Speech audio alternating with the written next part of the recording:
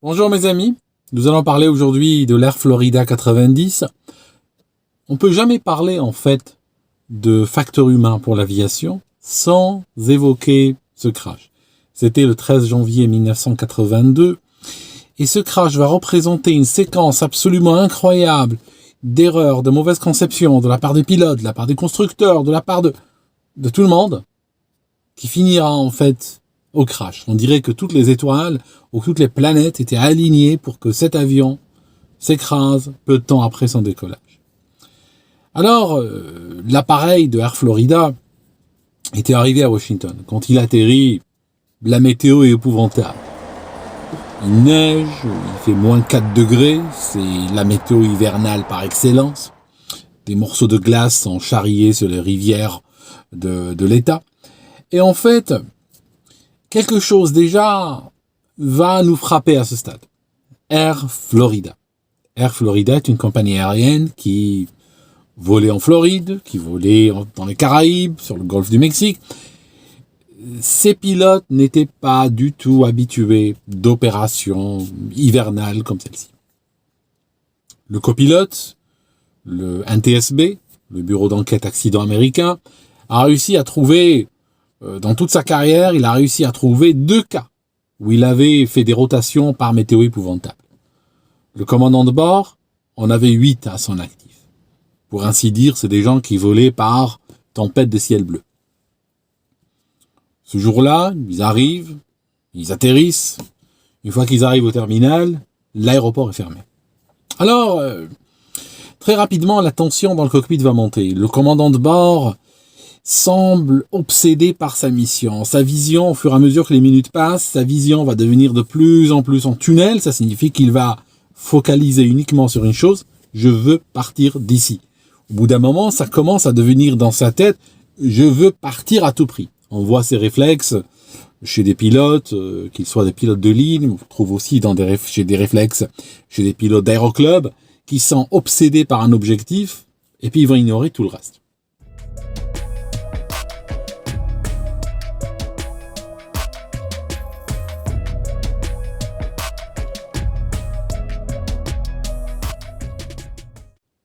L'aéroport ferme, donc le commandant de bord il va pester sur son sort. Et puis, au bout d'un moment, on lui annonce à la radio qu'il y a une potentialité d'ouverture.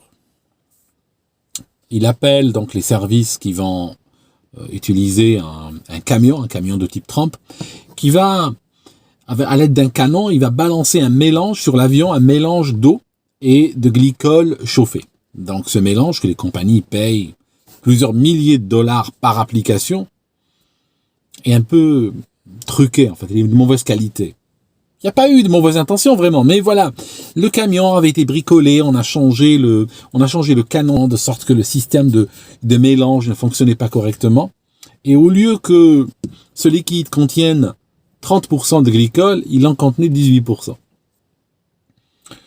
Le bureau enquête accident n'a jamais réussi à déterminer l'impact de cette déficience, mais en tout cas, il est clair que le travail de de-icing, n'est-ce pas, le travail de dégivrage qui a été fait au sol n'était pas de très bonne qualité, pour commencer. Alors, à un moment donné, sachant que donc l'aéroport va ouvrir dans quelques minutes, le commandant de bord demande qu'on fasse l'embarquement. Donc, les passagers arrivent, ils embarquent, les portes se ferment, il y a 79 personnes dans l'avion en ce moment-là.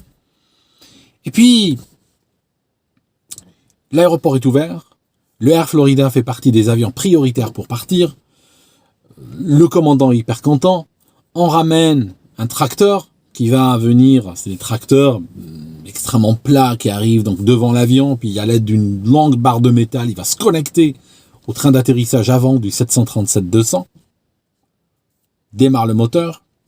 La tour de contrôle autorise donc le pushback. Le commandant de bord dit au conducteur, OK, c'est bon pour pousser. Au moment où le conducteur du tracteur appuie sur l'accélérateur, les roues de son engin commencent à tourner dans le vide. Pourquoi ? Parce qu'il neigeait tout ce temps, même après le de-icing, même après les opérations avec le glycol et l'eau chaude, il a continué à neiger. Donc, voilà, le conducteur, par l'interphone, il contacte le pilote. Je suis désolé, senior. Voilà, c'est un problème de camion qui bloque dans la neige. On va ramener des chaînes. Ne vous inquiétez pas, une affaire de 5 minutes et vous allez pouvoir partir. Le commandant de bord, à ce moment-là, il est extrêmement fâché. Il fait quoi? Il démarre les moteurs. Il démarre le premier, le deuxième moteur. Il fait quoi? Il prend les inverseurs de poussée. Il les met à fond. Tentative absolument désespérée, tentative déconseillée par Boeing depuis des années. Ce qu'il veut faire, c'est avec les inverseurs de poussée, il veut provoquer le recul de l'avion. D'après les témoignages, il a fait ça pendant 30 secondes à 90 secondes. L'avion n'a pas bougé d'un poil, il est resté exactement là où il était. Par contre, sous l'appareil, il y a la neige qui commence à fondre. Sur l'aile aussi, la neige qui était tombée va être poussée vers l'avant, elle va fondre. Et en fait, pourquoi Boeing déconseillait cette opération? Parce qu'en fait, il y a une sorte de défaut sur le 737 en fait. Alors, si vous regardez l'avion, il a les ailes en flèche. Il a les ailes en flèche. Ça signifie l'aile, si on regarde au niveau de son emplanture, l'aile ne part pas tout droit, mais elle part vers l'arrière. Les parties les plus éloignées de l'aile sont plus en arrière que les parties les plus proches de la carlingue. Si quelqu'un fait du déneigement par les inverseurs de poussée, au-delà du problème qu'il va faire ingérer au moteur de l'air chaud, les inverseurs de poussée ont une limite de vitesse qui est relativement haute parce que il faut faire gaffe à ne pas leur faire ingérer de l'air chaud parce qu'à ce moment-là, leur température va augmenter, la température des moteurs va augmenter très rapidement. Mais il y a un autre problème. L'autre problème, c'est que en faisant cela, il va causer deux choses. Il va faire fondre la neige sur l'aile qu'il va pousser vers l'avant. Une fois qu'elle arrivera sur l'avant, sur le bord d'attaque, elle va immédiatement se geler, au contact du bord d'attaque qui est extrêmement froid, elle va immédiatement se geler. Donc elle va déjà dégrader les qualités aérodynamiques de l'aile. Mais un autre problème encore avec le 737, c'est que s'il y a un déneigement, s'il y a un de-icing, un dégivrage plutôt qu'un déneigement, s'il y a un dégivrage qui n'est pas complet sur l'aile, il va faire cabrer l'avion au décollage. Cabrer l'avion au décollage. Comment cela? Regardez. Le vecteur qu'on appelle portance, si vous regardez le vecteur de la portance, il est la composition de tous les mini-vecteurs de portance de tous les points de l'aile. Donc il se trouve quelque part sur l'aile, ce vecteur-là. Si la partie externe de l'aile, la plus éloignée, perd sa portance à cause d'un manque de dégivrage, il va se passer quoi?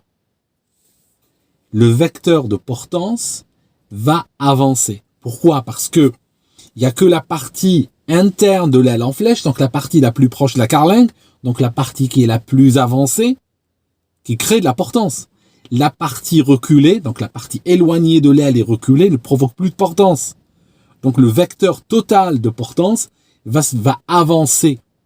En avançant, il va faire cabrer l'avion au décollage. C'était un gros problème durant tous les années 70.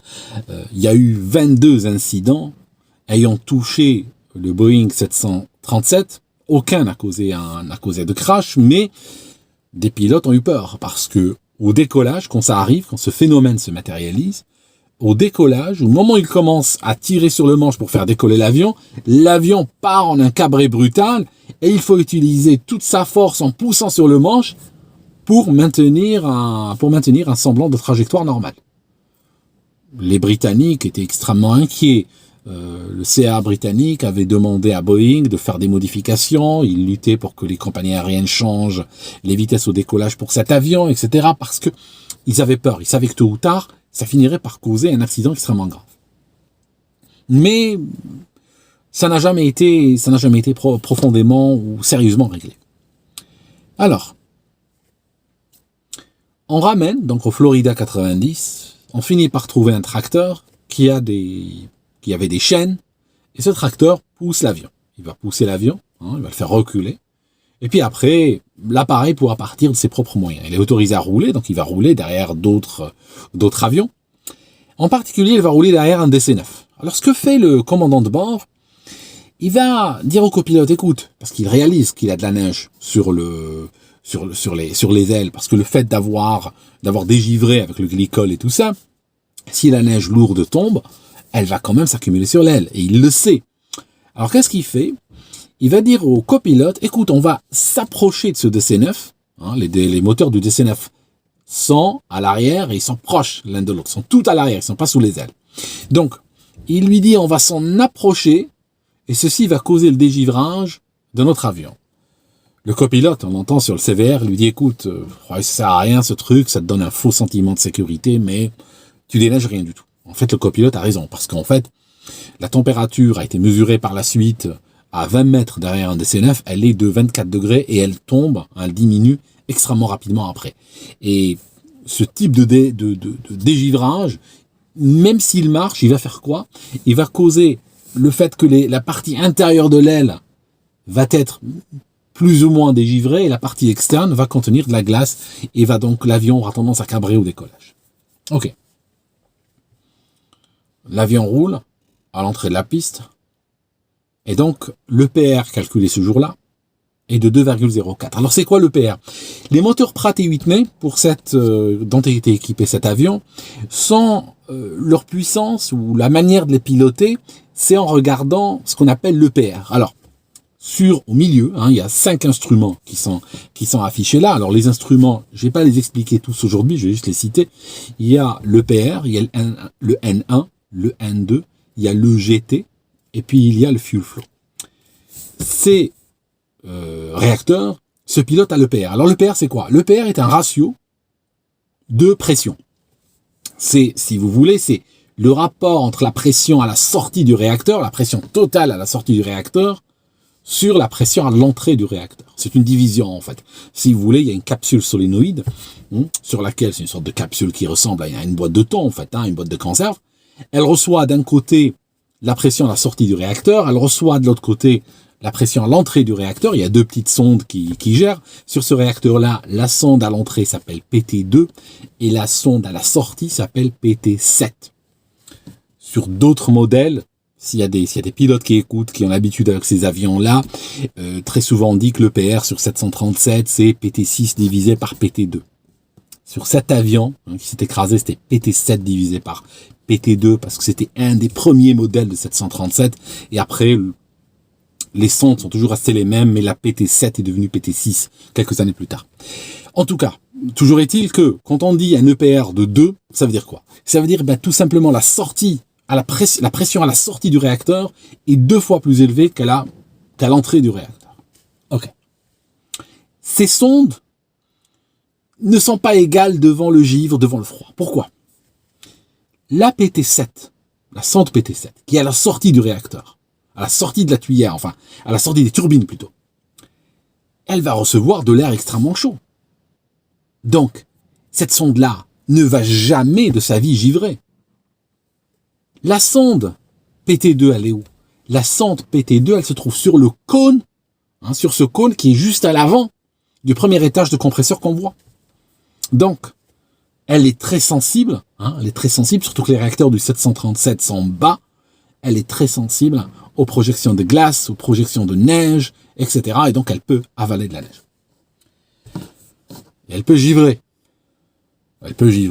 Ça donne quoi quand elle givre? Ça donne la chose suivante. L'EPR, c'est quoi? PT7 divisé par PT2. La PT2 est bloquée par le givre. Ok? Donc, on divise PT7 divisé par une valeur qui est trop petite. Donc, l'EPR va être trop grand. Forcément. Si la valeur PT2 est faible parce que la sonde est coincée par le givre, si on divise par cette valeur qui est anormalement basse, on aura un résultat anormalement élevé. Donc en termes, ce qui va se donner sur le cockpit, c'est que les pilotes vont afficher un EPR de 2,04, ils vont voir sur leurs aiguilles 2,04, alors qu'en réalité, ils ont 1,7. Donc, les pilotes s'alignent sur la piste, poussent les manettes des gaz, les aiguilles de l'EPR montent, et puis ils atteignent 2,04. L'avion commence à accélérer, et là, c'est le copilote qui est aux commandes. Il a un doute. Et comment il a un doute? Parce que les autres aiguilles sont plus basses L'aiguille du N1 est plus basse, l'aiguille du N2 est plus basse, l'aiguille du EGT est un peu plus basse. Le pire, c'est que l'aiguille du fuel flow, la consommation de carburant, parce que quand on pousse sur un 737-200, quand on pousse les manettes des gaz, la première chose qui va bouger, c'est tic, tic, tic, tic, c'est l'aiguille du fuel flow, la consommation de carburant. Pourquoi? Parce que le carburant arrive avant même que la puissance augmente. Donc, le carburant arrive, et ce qu'il va constater, le copilote, c'est que l'aiguille de carburant, elle reste basse. Boeing a fait des tests pour comparer donc la position des aiguilles. Il y a 42 degrés de différence entre une aiguille de fuel flow sur un EPR de 2,04 et sur un EPR de 1,7. D'accord? L'EPR de 1,7, l'aiguille, est 42 degrés plus bas. Autre chose, c'est que l'avion n'accélère pas. Le copilote qui est aux commandes, il sent que son appareil a du mal. Il sent que non, il n'est pas en train d'accélérer le 737. Des tests avec un appareil chargé exactement de la même manière ont montré qu'il fallait à peu près 30 secondes pour atteindre la vitesse de rotation. Ce jour-là, il a fallu 45 secondes. Il a raison, le copilote. Il sait que quelque chose ne va pas. Et il va même le verbaliser, il va le dire.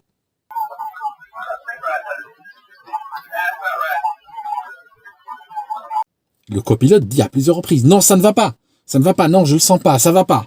Mais le commandant dit, non, continue, tout va bien, regarde, tu as 89, tu vois, tu as 120 maintenant. Ok. Le copilote, bon an, mal an, finit par arriver à la vitesse de rotation, tire sur le manche, l'avion commence à se cabrer, et là on entend dans le CVR, le copilote, enfin le commandant de bord, lui dire doucement, pas aussi vite. Parce qu'en fait, l'avion est parti dans un cabrage assez brutal. Cette histoire dont je vous ai parlé, d'aile en flèche, avec une partie contaminée, etc., qui fait que, bon, au décollage, le copilote est surpris. Donc, l'avion se cabre, le commandant continue à insister. Pas aussi fort, on n'a pas besoin, ne monte pas aussi fort, on n'a pas besoin, on a besoin de 500 pieds seulement, Ça signifie, lui dit, juste plaque l'avion, aplatit un peu ta trajectoire, on a besoin que de 500 pieds par minute. On n'a pas besoin de monter comme un missile. 500 pieds par minute, c'est rien pour un avion de ligne. C'est l'équivalent d'un Cessna 152. Un Cessna d'aéroclub, quand il y a un élève et il y a un instructeur énorme et puis il y a des mallettes et tout ça, il monte à 500 pieds minute. À environ 3 secondes après la rotation, donc l'avion se cabre, 3 secondes après, on va entendre dans le CVR le bruit de ce qu'on appelle le stick shaker.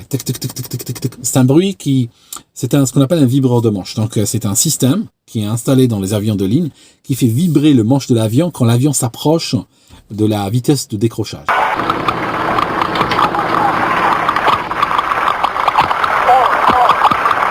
Quand l'avion est sur le point de décrocher, ça signifie les ailes sur le point de perdre leur portance, il fait vibrer.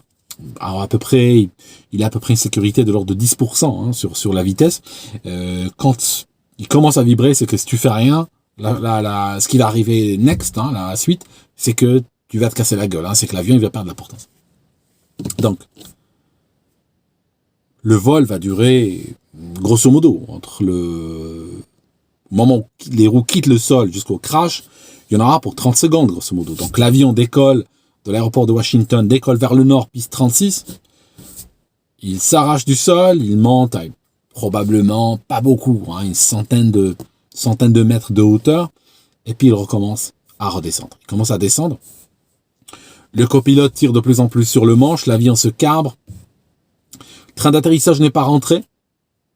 Durant cette séquence-là, il n'aurait pas changé grand-chose le train d'atterrissage. Le train d'atterrissage est plus critique quand il y a une panne moteur. Là, il n'aurait pas changé grand-chose. Par contre, ce qui aurait pu changer, c'était mettre les gaz à fond. Les gaz ne seront pas touchés. L'avion donc descend. Il y a la rivière, le Potomac, rivière gelée, enfin, avec des gros morceaux de glace qui sont charriés par l'eau. Il y a un pont où il y a un embouteillage. Il y a un pont donc, qui surplombe le Potomac. L'avion cabré va taper sur 6 ou 7 véhicules qu'il va détruire. Il va tuer 5 personnes au sol. C'est l'arrière de l'avion, l'empennage de l'avion qui va toucher. À ce moment-là, le copilote dit Larry, on va se casser la gueule. Larry, on va s'écraser. Et Larry lui dit I know, je sais. Et puis bam, le choc de l'avion qui touche l'eau. En fait, il a frappé donc sur le pont, tué 5 personnes, et il a continué, et il a plongé dans la rivière. Dans les minutes qui suivent, les secouristes vont commencer à affluer difficilement, parce que tout Washington était bloqué par la neige. Il y a 6 personnes qui vont sortir de l'arrière de l'avion. Parce que l'avion, une fois qu'il touche l'eau, il va se casser en plusieurs morceaux qui vont immédiatement couler. Les premières images qui ont été prises quelques minutes après le crash ne montrent plus d'avion à la surface. Il n'y a plus d'avion, c'est fini. Ce qu'il y a, c'est juste l'arrière de l'avion, l'empennage de l'avion déchiré qui flotte à l'eau, mais il est en train de s'enfoncer doucement au fur et à mesure des images.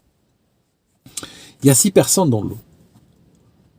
Et les secouristes sont pas là. Il y a le public qui regarde. Les gens ont peur d'aller dans l'eau parce que le Potomac est effrayant. Il fait 450 mètres de large à cet endroit-là. Il y a des courants, il y a l'eau qui est gelée. Les gens regardent. Personne ne fait rien. Quelques minutes plus tard, nous sommes pratiquement 20 minutes après le crash. Donc les gens sont là depuis 20 minutes, sont dans l'eau. C'est survivant. Il y en a que 6 en fait. Voit arriver un hélicoptère de la police de Washington. Donc, c'est un hélicoptère Bell, il y a 2 gars à son bord, il y a le pilote, et puis il y a un infirmier qui est là.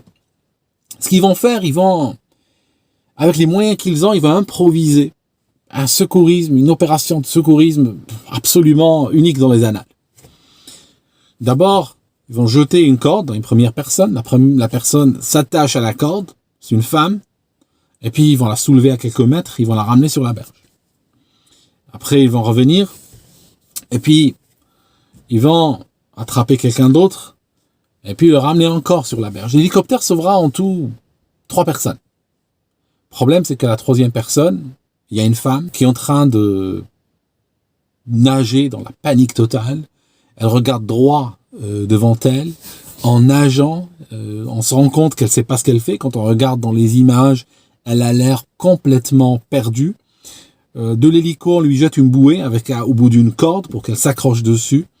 Elle la voit pas, elle regarde toujours devant elle. En fait, elle est aveuglée, temporairement aveuglée. Elle n'a pas été frappée de cécité permanente, mais elle est aveuglée parce qu'elle a reçu du carburant, du jet A1 sur la figure. Donc, elle a reçu du kérosène dans les yeux. Parce que l'eau, là, est couverte complètement de kérosène qui s'échappait du réservoir de l'avion. Ça brûle les yeux et donc elle voit rien. C'est une femme qui voyageait avec son mari et son fils. Le mari et l'enfant sont morts dans le crash, ont été projetés au moment du crash et ils sont morts. Et en fait, elle est là et elle sait pas ce qui lui arrive. Elle est aveuglée, elle nage dans de la glace, elle entend le bruit infernal des turbines de l'hélico à 2 mètres au-dessus de sa tête. Il gèle et elle réussit tant bien que mal à s'accrocher à une bouée. L'hélico arrive à la tirer de son iceberg, il va arriver à l'aider sur quelques mètres, et à un moment donné, elle est trop épuisée et elle lâche. Elle lâche et puis, très rapidement, elle va commencer à se noyer. C'est à ce moment-là qu'il y a un gars qui s'appelle Larry Skuknik, qui va... Juste un gars qui était là, un badaud, un gars qui passait par là. Il va courir, il va enlever ses bottes, sa veste, il va sauter dans l'eau, il va nager, et il réussira à attraper cette femme. Au moment où quand il témoignait, il disait que lorsqu'il l'a attrapée, et on le voit très très bien sur la vidéo, on voit que le visage de la femme est au-dessus de l'eau. Ça signifie que s'il ne l'avait pas attrapée à cette seconde, elle serait partie. Il est arrivé, il a vu l'eau du Potomac et le visage de cette femme à 20 cm sous l'eau, et il l'a attrapée, il l'a sauvée de justesse. Cette femme a été sauvée. L'hélicoptère revient. Et c'est un sauvetage absolument extraordinaire, parce que la prochaine victime qu'ils veulent sauver est trop épuisée. Donc, qu'est-ce que va faire cet infirmier? Il va se mettre sur le patin de l'hélico, il va demander au pilote de descendre. Le pilote va descendre. Les patins de l'hélico vont toucher l'eau. Et à un moment donné, les 2 patins de l'hélico vont passer sous l'eau. Ils vont rentrer sous l'eau. L'hélicoptère est en partie sous l'eau. Et là, il réussit à choper une personne. L'hélico remonte. Et puis, sans aller trop haut, parce qu'il y a toujours le risque de perdre la personne, et puis il va poser cet homme sur la berge. On cherche maintenant, il y a 5 personnes sauvées. On cherche la 6e. La 6e, c'était un homme qui était là, qui passait la corde aux survivants. Donc lui arrivait à attraper la corde de l'hélico et la passer aux survivants. Il s'est laissé en dernier. Le problème, c'est que l'eau était à moins 4 degrés et le temps passé, l'hélicoptère est venu au bout de 20 minutes après le crash et ce secours a duré assez longtemps et l'homme probablement a perdu son énergie et puis s'est noyé. Et l'hélico va tourner là avec le phare, il va tourner au-dessus donc de l'épave pendant 20 minutes sans jamais trouver qui que ce soit. Et donc au bout d'un moment, la nuit commence à tomber sur Washington et la police demande à l'hélicoptère de rentrer. D'ailleurs, si vous visitez le musée de la police nationale à Washington, parmi l'exposition qu'ils ont, dans leur exposition, il y a une grande pièce et puis il y a un hélicoptère qui est accroché au plafond. C'est cet hélicoptère-là, qui a sauvé ces gens ce jour-là.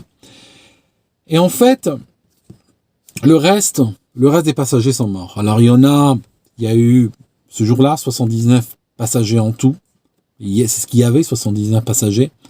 Il y en a 5 qui ont pu être sauvés et 74 qui sont morts. Un seul est mort de noyade directe. Il y a une 50aine de personnes qui sont mortes, d'après les autopsies, qui avaient des blessures incompatibles avec la vie, y compris les pilotes. Les pilotes sont morts. Le cockpit a touché en premier d'ailleurs, parce que l'avion, une fois qu'il a tapé sur le pont, il s'est penché brutalement vers l'avant, et c'est le cockpit qui a touché en premier, donc les pilotes sont morts. Une 50aine de personnes sont probablement mortes sur le coup, parce que les sièges se sont arrachés, le plancher a été détruit et tout ça. Donc l'avion a été vraiment endommagé parce que quand on touche l'eau à grande vitesse, l'eau va agir comme si c'était du béton en fait. Donc c'est cet effet qui a eu lieu et l'avion a été détruit presque comme s'il s'était écrasé sur terre en fait. Il y a une 20aine de personnes qui ont subi des blessures graves, mais pas nécessairement incompatibles avec la vie, mais ces personnes-là étaient probablement inconscientes ou incapacitées et n'ont pas pu sortir d'elles-mêmes. Donc c'est des personnes qui sont mortes de blessures parce qu'elles n'ont pas pu sortir de l'avion. Et il y a une seule personne qui n'était pas blessée du tout, mais qui a été sauvée qui a sauvé les autres, mais qui est morte de noyade. Donc ce gars a été identifié après et il est mort de noyade. Il s'est sacrifié pour sauver les autres. Donc voilà ce qui s'est passé ce jour-là. Et Air Florida n'a pas vraiment tenu le coup. 2 ans et demi après ce crash, la compagnie fermait ses portes. Ce crash avait marqué un peu le début de la fin pour cette compagnie. Et voilà, on raconte toujours cette histoire, on raconte toujours ce crash qui comporte beaucoup de leçons.